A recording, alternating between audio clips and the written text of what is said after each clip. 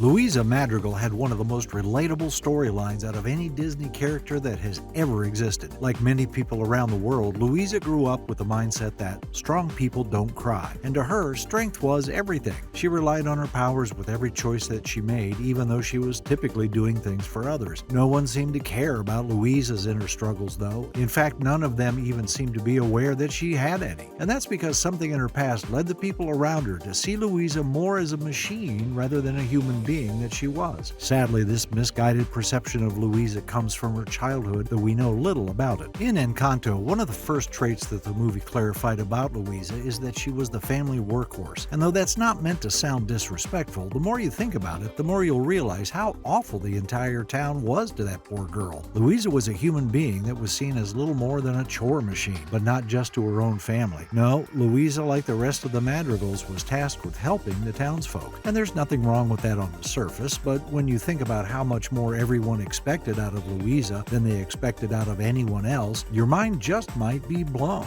Anything that needed to be lifted was left to Luisa, who would gladly lift and move them without saying a single word about it. Whether it be donkeys or a whole bridge, Luisa was up to the task with a smile on her face. No thanks were necessary, and sadly, none were offered to her. As for the other Madrigals, sure, they had to help out, but none had such a demanding job as Luisa. For instance, Isabella might need to push her ability once a day to grow flowers for the villagers, and even once a day seems like pushing it a bit. Meanwhile, Luisa the machine was on call 24/7 for all your lifting and physical needs, no matter how hard it was on her mentally. Well, this all had to have started somewhere, and it was most likely on the day that she got her powers. Even though it was never shown in the movie, it's likely that Luisa had a big party for her door day just like the rest of her family did. Little did she know, though, opening that door meant opening up her world to a lifetime of servitude to those around her, as if it was expected. The second that Luisa was gifted with super strength, Abuela most likely labeled her as the town maintenance worker. But you have to think, if these gifts were granted to the family based on their personality, as many fans assume, then there must have been something about Luisa that caused the magical Encanto to give her super strength. And to figure out what that something was, then you have to look at the dynamics within the Madrigal family. Luisa was suffering from what some might call middle child syndrome. And no, that's not a real medical condition,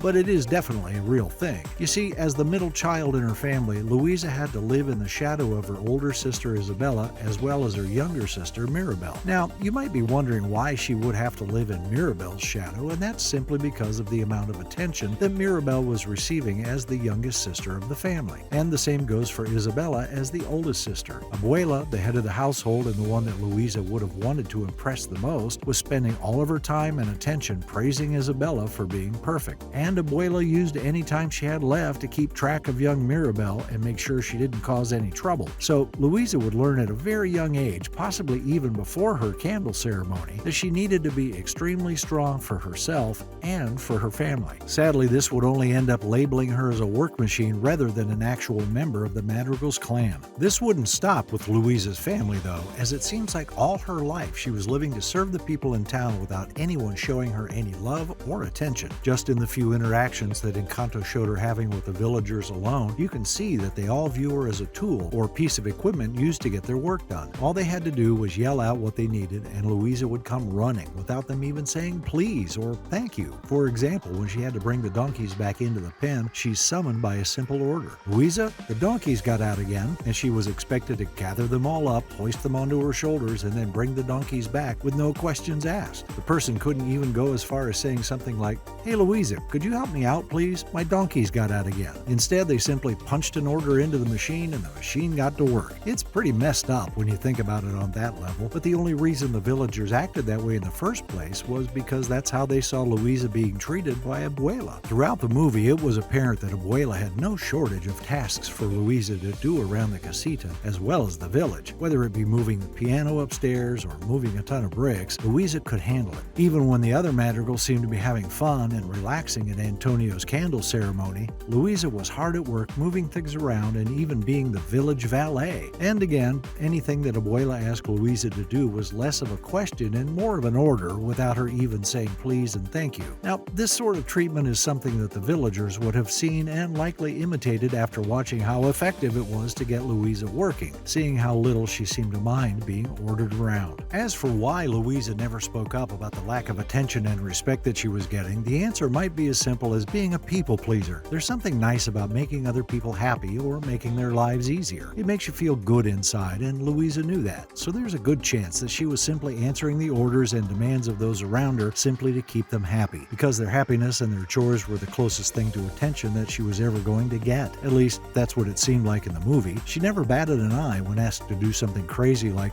move a bridge, and she also never really got any one-on-one time with anyone other than Mirabel. She was always shown in the background of the scene doing a physical task, or even when she was a central part of the scene, she would only speak a sentence or two before whoever she was talking to turned their attention to someone else, like when she ran upstairs and complained about feeling weak when she tried to lift a donkey. She was clearly heartbroken, but instead of Abuela consoling her, she turned her attention to Mirabel and started yelling at her. It was a really interesting dynamic to watch, but it's also really sad to see the small amount of affection and sincere human interaction that Luisa got throughout the movie simply because no one viewed her as anything more than a machine. Luisa would never let it show how much that affected her though, not on the surface at least. Luisa knew that she needed to be strong in order to maintain the small amount of attention that she was receiving from her abuela. Otherwise, it might have all gone away. This all boiled over though when, possibly for the first time in her life, someone genuinely seemed to care about her. Right before what was arguably the best song in the movie, Surface Pressure, Mirabel caught up with Luisa to ask her a question about the family's magic. This caused Luisa to finally open up as she sang about how hard it truly was for her to deal with the weight of everything around her. Throughout the song, she basically explained that she wasn't allowed to feel weak because her strength was all she had and all that she was good for. She had to be as tough as the crust of the earth is in order to put up with the way she was treated. But under the surface, she wondered what would happen to her if she said no to helping out. Just one time. She asked, was Hercules ever like, yo, I don't want to fight Cerberus, implying that she didn't always want to be the one lifting bridges and straightening out crooked houses. Luisa knew she couldn't do that though. She couldn't say no because then the bit of attention and affection she got would fade away, and the thought of that would have been enough to make her break. At the end of the song though, lucky for Luisa that Mirabel was there. Mirabel was the only member of the Madrigal family that treated her sister as a human, and in that moment she was able to sympathize with Luisa. That resulted in a very heartwarming moment followed by a powerful embrace between sisters. Mirabel didn't stop there though.